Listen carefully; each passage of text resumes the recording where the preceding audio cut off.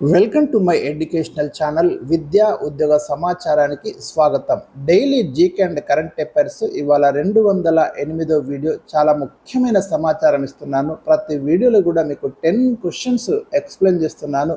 Daily GK current అఫైర్స్తో పాటు standard GK కూడా కొన్ని వీడియోస్లో మీకు అందించడం జరుగుతుంది. మీరు కాంపిటేటివ్ ఎగ్జామ్స్ కనుక ప్రిపేర్ అవుతుంటే ఈ వీడియోస్ చూడకుండా ఎగ్జామ్స్ అయితే రాయకండి. ఖచ్చితంగా మీకు చాలా యూస్ఫుల్ ఇన్ఫర్మేషన్ ఇస్తున్నాను. క్వశ్చన్ నెంబర్ 1 ఈరోజు మరి ఛానల్ని సబ్స్క్రైబ్ చేయండి, వీడియోని లైక్ చేయండి. వాట్సాప్ గ్రూప్ యొక్క లింక్ కూడా మీకు కామెంట్ సెక్షన్లో ఉంది. Question 1, world audio visual and entertainment summit, దీన్ని మనం వేవ్స్ 2025 సమ్మిట్ అంటున్నాం. ఇండియాలో మొట్టమొదటిసారిగా ఎక్కడ జరిగింది? ఇలా ఫస్ట్ టైం జరుగుతుంది కాబట్టి ఇలాంటి ప్రశ్నలు వచ్చే అవకాశాలు 100% ఉంటాయండి. అందుకే ఈ ప్రశ్న అయితే మరి క్వశ్చన్ నెంబర్ 1గా తీసుకోవడం జరిగింది. ఇక్కడ 4 ఆప్షన్స్ ఉన్నాయి: ముంబై, హైదరాబాద్, న్యూఢిల్లీ, చెన్నై. మళ్ళీ చూడండి, world audio visual and entertainment summit waves 2025 ఎక్కడ జరిగింది? రైట్ ఆన్సర్ వచ్చేసి మనకు రీసెంట్గా మే 1 నుంచి 4 మధ్య ముంబైలోని జియో వరల్డ్ కన్వెన్షన్ సెంటర్లో జరిగిందండి.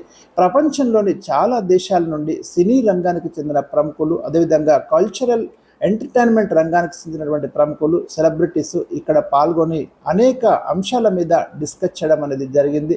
భారత ప్రధాని ఈ సదస్సును ప్రారంభించడం కూడా జరిగింది. క్వశ్చన్ నెంబర్ 2, ఆరెంజ్ ఎకానమీ అనగానేమి?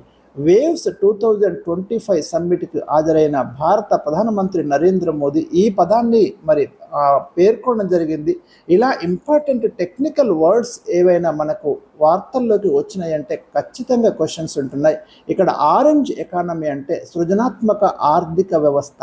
సంగీతం, సినిమా, గేమింగ్ ఆధారిత ఆర్థిక వ్యవస్థను ఆరెంజ్ ఎకానమీ అంటున్నాం. మీరు గమనించండి, ప్రపంచంలో ఇప్పుడు ఈ ఫీల్డ్ బాగా డెవలప్డ్ ఉంది. మరి చాలా కోట్లాది రూపాయల డబ్బునైతే ఇది మరి సంపాదించి పెడుతుంది. గేమింగ్ కావచ్చు, సంగీతం కావచ్చు, సినిమా రంగాలకు సంబంధించినటువంటి ఈ సృజనాత్మక ఆర్థిక వ్యవస్థను మనం ఆరెంజ్ ఎకానమీ అని పేర్కొంటున్నాం. The orange economy, also known as the creative economy, is a concept that includes sectors related to creativity and cultural industries.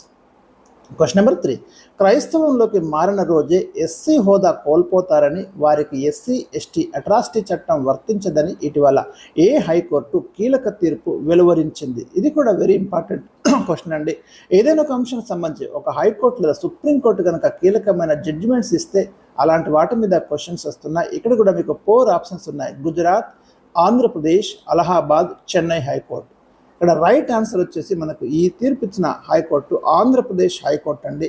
మరి హిందూ మతం కాకుండా రాజ్యాంగంలోని షెడ్యూల్ కులాల్ ఆర్డర్ 1950 ప్రకారం హిందూ మతాన్ని కాకుండా ఇతర మతాలను స్వీకరించిన వారు ఆటోమేటిక్గా ఎస్సీ హోదాను కోల్పోతారు. కాబట్టి వారికి ఎస్సీ ఎస్టీ అట్రాసిటీ చట్టం వర్తించదు అని క్లియర్గా పేర్కొనడం అనేది జరిగింది. క్వశ్చన్ నెంబర్ 4, ఇటీవల అమెరికా ఏ దేశంతో అరుదైన ఖనిజాలకు సంబంధించి ఒక ఒప్పందాన్ని కుదుర్చుకుంది? రీసెంట్గా యుఎస్ఏ ఒక అగ్రిమెంట్ చేసుకుందండి. ఏ దేశంతో అని ఇక్కడ ప్రశ్న. China, India, Ukraine, Taiwan. Answer చేయడం అంత ఈజీ కాదు, మీకు ఐడియా ఉంటేనే ఇక్కడ ఆన్సర్ చేస్తారు. రీసెంట్గా అమెరికా అరుదైన ఖనిజాలకు సంబంధించి ఉక్రెయిన్ దేశంతో ఒక అగ్రిమెంట్ అయితే కుదుర్చుకుందండి. ఈ ఒప్పందంతో ఉక్రెయిన్లోని కొన్ని అరుదైన ఖనిజ సంపదపై అమెరికాకు హక్కులు ఏర్పడనున్నాయి. ప్రపంచంలో మీరు గమనించండి, 90% రేర్ మెటల్స్ని చైనా ఉత్పత్తి చేస్తుంది. అయితే ఇప్పుడు చైనాకు అమెరికాకు సత్సంబంధాలు లేవు, సుంకాల యుద్ధం జరుగుతుంది. కాబట్టి ఇలాంటి పరిస్థితుల్లో అమెరికా ఏం చేసిందంటే ఉక్రెయిన్తో ఇలాంటి ఒప్పందాన్ని అయితే కుదుర్చుకుంది. మరి ఉక్రెయిన్లో మీకు కొన్ని రేర్ మెటల్స్ అయితే లభిస్తున్నాయి, అవి వివిధ రంగాలలో ఉపయోగపడతాయి. ఉక్రెయిన్ రష్యాతో యుద్ధంలో తలమునకలై ఉంది. ఉక్రెయిన్కి ఇప్పుడు ఒక బలమైన దేశం సపోర్ట్ కావాలి. ఇదే సందర్భంలో అమెరికా కరెక్ట్గా ఇక్కడ క్యాచ్ చేసుకొని మరి ఉక్రెయిన్ దేశంతో ఈ అగ్రిమెంట్ అయితే చేసుకోవడం జరిగింది 2025 మే 1న. Very important. Question number 5, Sudirman cup ఏ క్రీడకు చెందింది? స్టాక్ జీకేలో ఇంపార్టెంట్ ట్రోఫీస్, ఇంపార్టెంట్ కప్స్ చాలా ఇంపార్టెంట్ అండి. ఇక్కడ కూడా 4 ఆప్షన్స్ ఉన్నాయి మీకు: క్రికెట్, వాలీబాల్, హాకీ, బ్యాడ్మింటన్. ఇక్కడ రైట్ ఆన్సర్ వచ్చేసి బ్యాడ్మింటన్ అండి. సుధీర్మన్ కప్ బ్యాడ్మింటన్ క్రీడకు చెందింది, గుర్తుంచుకోండి. క్వశ్చన్ నెంబర్ 6, ఇటీవల వారణాసిలో మరణించిన ప్రముఖ యోగా గురువు పద్మశ్రీ పురస్కార గ్రహీత ఎవరు? రీసెంట్గా చనిపోయారండి. బాబా శివానంద 128 సంవత్సరాల వయసులో 2025 మే 3న మరణించడం జరిగింది. Question number 7. ఇటీవల వార్తల్లోకి వచ్చిన కమల, పూస అనేవి ఏ ధాన్యపు నూతన వంగడాలు? Very important. ఆప్షన్స్ ఉన్నాయి ఇక్కడ: గోధుమ, వరి, మొక్కజొన్న, చెరుకు. ఇక్కడ రైట్ ఆన్సర్ వచ్చేసి వరికి సంబంధించినటువంటి నూతన వంగడాలండి. అధిక దిగుబడి కావచ్చు, తక్కువ కాలంలో పంట కోతకు రావడం, ఇలాంటి లక్షణాలు దృష్టిలో పెట్టుకొని మన భారతదేశంలోనే మొట్టమొదటిసారిగా రూపొందించిన జన్యు సవరణ వరి విత్తనాలు. అది ఇక్కడ ఇంపార్టెంట్. ఇక్కడ ఖచ్చితంగా ప్రశ్న మనం ఎక్స్పెక్ట్ మళ్ళీ ఫస్ట్ టైం అంటున్నా, గుర్తుంచుకోండి. ఇలాంటి వాటి మీద ఫోకస్ చేయండి. డిఆర్ఆర్ ధన్ 100 కమల రకం అంటున్నాము. పూస డిఎస్టి రైస్ 1 ఇది రెండో రకం పూస అంటున్నాం. భారత వ్యవసాయ పరిశోధన మండలి, ఇండియన్ అగ్రికల్చర్ రీసెర్చ్ ఇన్స్టిట్యూట్ అయితే వీటిని అభివృద్ధి చేయడం జరిగింది. బీపీటీ 5204 ఎంటీయు 1010ను మార్చి జన్యుపరంగా మార్చి వీటిని రూపొందించడం జరిగిందండి. ఈ డిఆర్ఆర్ ధన్ 100 ఏదైతే ఉందో కమల, ఇండియా యొక్క first genome edited high yielding paddy variety. చాలా ముఖ్యమైన లైన్ అండి ఇది, వెరీ ఇంపార్టెంట్ లైన్. ఇక్కడ క్వశ్చన్ అయితే మీరు ఎక్స్పెక్ట్ చేయొచ్చు, ఖచ్చితంగా ఉండే అవకాశాలు అయితే ఉన్నాయి. The second variety Pusa DST Rice 1 was developed by ICR, Indian Council of Agriculture Research and Indian Agriculture Research Institute, New Delhi, based on MTU 1010 మార్చి ఈ Pusa DST Rice 1 తీసుకొచ్చారు. Question number 8. ఇటీవల భారత్ ఏ దేశం నుండి ఇగ్లా-S అనే క్షిపణి మిస్సైళ్లను కొనుగోలు చేసింది?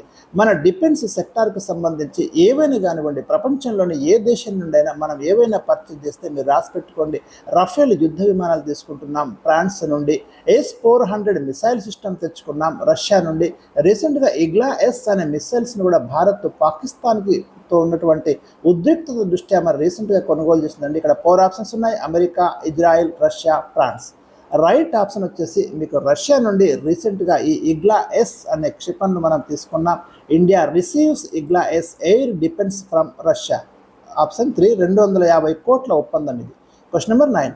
ఇటీవల అమెరికా అధ్యక్షుడు 1963లో మూసివేసిన ఏ ప్రఖ్యాత జైలును తిరిగి తెరవాలని ఆదేశించారు? రైట్, ఇది న్యూస్లోకి వచ్చింది మనకు. ఆల్కాట్రాజ్ ప్రిజన్ లేదా ఆల్కాట్రాజ్ జైలు అండి. ఇది మీకు కాలిఫోర్నియాలో ఉంది ఈ జైలు. ఇది ఒకప్పుడు అమెరికాలో అత్యంత ప్రమాదకరమైన జైలు. ఇక్కడ ప్రపంచంలోని అత్యంత క్రూరమైన నేరస్తులనైతే ఉంచేవాళ్ళు.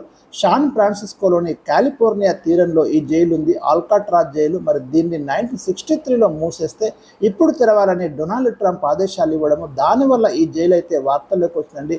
ఈ జైల్లో ఎవరిని కరడుగట్టినటువంటి నేరస్తులు, అత్యంత క్రూరమైనటువంటి నేరాలకు పాల్పడ్డ వాళ్ళను ఉంచుతున్నారు. ఇక్కడ నుంచి బయటికి పోదామన్నా తప్పించుకోవడానికి కూడా వీలు కాదండి. ఆ సముద్రంలో ఉన్న షార్క్ చేపలే మనిషిని తినేస్తాయి. కాబట్టి ఈ జైలు రీసెంట్గా న్యూస్లోకి వచ్చింది, మీరు గుర్తుంచుకోండి. ఎవరు కూడా ఇక్కడ తప్పించుకోలేరు. Question number 10. మనం రోజు ఇంట్లో వాడే ఏ కెమికల్ ఏటా లక్షల మంది మరణానికి కారణమవుతున్నట్లు ఇటీవల లాన్సెట్ పరిశోధకులు గుర్తించారు? డై-2-ఎథిలిక్సైల్ థాలెట్ అంటామండి దీన్ని, DEHP అంటున్నాము. వెరీ ఇంపార్టెంట్ న్యూస్ అండి ఇది మనకు. ఎందుకంటే ఇది ప్లాస్టిక్ ఇండస్ట్రీలో దీన్ని ప్లాస్టిసైజర్గా వాడుతున్నాం. మనం ప్రతిరోజు రకరకాల ప్లాస్టిక్ వస్తువులు, దీన్ని ప్లాస్టిక్ నుంచి మేకప్ సామాగ్రి వరకు నిత్యం ఉపయోగిస్తున్నారు ఈ కెమికల్ని. బొమ్మలు, దుస్తులు, షాంపులు, ఆహారాన్ని నిల్వ చేసే పాత్రలు, ఇలా ప్రతిరోజు వాడే వస్తువుల్లో ఈ కెమికల్ ఉంటుంది. ఇది పరోక్షంగా గుండె జబ్బులకు కారణమవుతున్నట్లు పరిశోధకులు ఇటీవల గుర్తించడం జరిగింది. సో ఇవి ఈరోజు నేను మీకు ఇచ్చినటువంటి latest current affairs important questions అండి. మరిన్ని క్వశ్చన్స్ రేపు మీకు అందించడం జరుగుతుంది. Thank you for watching. వీడియోని లైక్ చేయడం మర్చిపోకండి.